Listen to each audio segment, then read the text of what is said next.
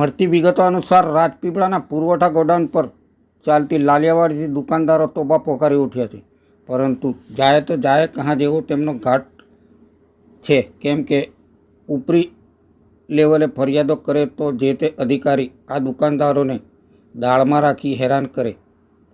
હાલમાં દુકાનદારોને મળતા અનાજમાં કટ્ટા દીઠ 1 કિલો જેવું અનાજ ઓછું મળે છે અને આ બાબતે ગોડાઉન મેનેજરને ફરિયાદ કરી તો તેઓ જણાવે છે કે આગળના ગોડાઉન મેનેજરે આ બધા કટ્ટા મૂક્યા હતા, એ જ કટ્ટા હું આપું છું। હવે એમાં ઘટ છે કે નથી, હું શું કરી શકું? જોકે આ જવાબ યોગ્ય નથી, કેમ કે ગોડાઉન મેનેજરની જવાબદારી હોય કે દુકાનદારને તેની પરમિટ મુજબનો પૂરતો જથ્થો આપવો પડે। જો કોઈ કટ્ટામાં ઘટ હોય તેમાં અનાજ ઉમેરીને યોગ્ય વજન કરી જથ્થો આપવો પડે, પરંતુ અહીંયા તો ઉડાવ જવાબ મળતા દુકાનદાર નારાજ જોવા મળ્યા છે। જાણવા મળ્યા મુજબ કેટલાક કટ્ટામાં તો અનાજમાં એકલો કચરો જ ભરેલો નીકળે છે, જે ગ્રાહકો ના લે અને દુકાનદારને માથે પડે।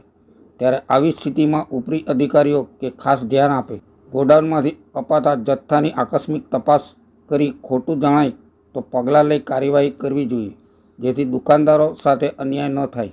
જોકે આ બાબતે અમે હાલના ગોડાઉન મેનેજર પટેલ સાહેબ સાથે વાત કરતાં તેમણે જણાવ્યું કે આગળના મેનેજરે આ જથ્થો મૂક્યો છે, તેમાં ઘટ હોય તો હું આ માટે યોગ્ય વજન મળે તે દિશામાં કામ કરીશ, પરંતુ મોટો જથ્થો હોય ધીમે ધીમે બધું યોગ્ય થશે।